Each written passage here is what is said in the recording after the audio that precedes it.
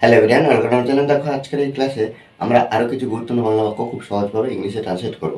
দেখো আমরা যদি প্রত্যেক দিন এক একটা এক্সপ্রেশনে আমরা যদি ইংলিশে ট্রান্সলেট করার চেষ্টা করি তাহলে কী হবে না, ইংলিশে ইমপ্রুভ হবে। আমরা কিন্তু ডেলি লাইফে প্রচুর বাংলাতে কথা বলি কোনো না কোনো পারপাসে, সেগুলো কী করতে হবে, আমাদেরকে ইংরেজিতে বলতে হবে। দেখো এখানে আজকের একটা সুন্দর এক্সপ্রেশন দেওয়া আছে কি, আচ্ছা ভালো হয়েছে, সে তাকে বলেছে। আচ্ছা ভালো হয়েছে, তারা এসেছে। আচ্ছা ভালো হয়েছে, আমি সেখানে যাইনি। আচ্ছা ভালো হয়েছে, আমি সেখানে যাইনি।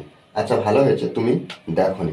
দেখো এখানে আমরা একটা জিনিস কমন দেখতে পাচ্ছি, সেটা কি না, আচ্ছা ভালো হয়েছে। আচ্ছা ভালো হয়েছে। আচ্ছা এখানে এই যে ভালো হয়েছে, এটাকে কিন্তু আমরা আরেকটু ভাবে বলতে পারি, মানে কি, আচ্ছা ভালো হয়েছে যে, এটা বাংলাতে বললাম না, কিন্তু ইংলিশে আমাদেরকে লিখতে হবে যেটা, দ্যাটটা যুক্ত করতে হবে। কিভাবে? আচ্ছা একটা বাক্য ট্রান্সলেট করি, তারপরে প্রত্যেকটা বাক্য একইভাবে ট্রান্সলেট করবো। দেখো আচ্ছা ভালো হয়েছে যে, এর জন্য আমরা কি করব, ওয়েল, ইটস গুড। এবার যে বললাম তার জন্য আমরা দ্যাট ব্যবহার করব। এটা কিন্তু ইংলিশের ক্ষেত্রে আমরা প্রত্যেকবারে ব্যবহার করব, যেটা আমরা বাংলার ক্ষেত্রে আমরা দেই।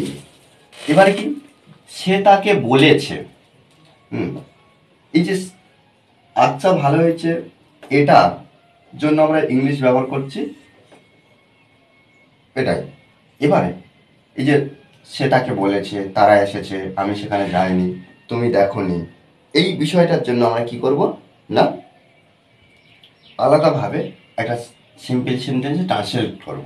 আমরা একটা সাধারণ বাক্য যেমনভাবে গঠন করি, সাবজেক্ট, ভার্ব, অবজেক্ট।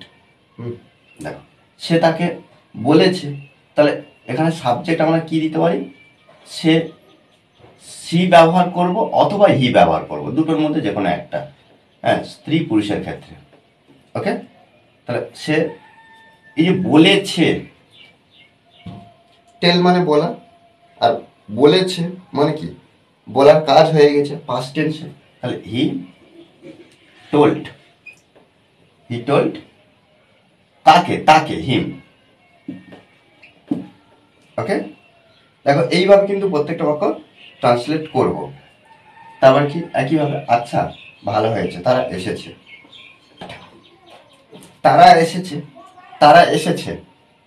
তারা দে এসেছে। কাম মানে আসা, কেম পাস্ট টেন্সে আমরা বসাবো। এসেছে মানে আসার কাজ হয়ে গেছে, ওই জন্য আমরা কি কাম থেকে কেম করলাম। তারপরে বাক্য কি, আচ্ছা ভালো হয়েছে, আমি সেখানে যাইনি। এই যে আমি সেখানে যাইনি, এটা কিন্তু নেগেটিভ, নেগেটিভ সূচক। তাহলে আচ্ছা, ওকে, আমি সেখানে যাইনি। আচ্ছা এখানে আমাদের কি কি করতে হবে, এই যে যাইনি নট ব্যবহার করতে হবে, নিন, এর জন্য আমার কি করতে হবে না, আমাদের নট ব্যবহার করতে হবে। যাওয়া ইংরাজি কি, গো। কোথায়, সেখানে। সাবজেক্টকে আমি, তাহলে আই, কাজটা কিন্তু হয়ে গিয়েছে, সে যাওয়ার, গিয়েছি কি যায়নি সেটা বিষয়টা আলাদা, কিন্তু কাজটা হয়ে গেছে পাস্ট টেন্সে, অতীতে।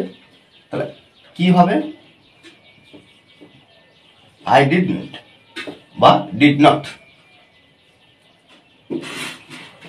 গো দেয়ার। আচ্ছা এখানে আমরা তো অন্যভাবে করতে পারতাম, কিন্তু এখানে আমরা কি করলাম না, ডিডের পরে নট ব্যবহার করলাম। কেন, আই নট গো দেয়ার ব্যবহার করতে পারতাম তো না। নট কিন্তু কখনো একা বসে না, একা বসে না বলতে কি, কোনো না কোনো হেল্পিং ভার্বের পরে নট বসে, তবে কিন্তু অর্থ প্রকাশ করে। নট কখনো একা একা বসতে পারে না। আচ্ছা এখানে ডিড ব্যবহার করলাম কেন, কারণ এই যে আমি যাই, আমি যাই,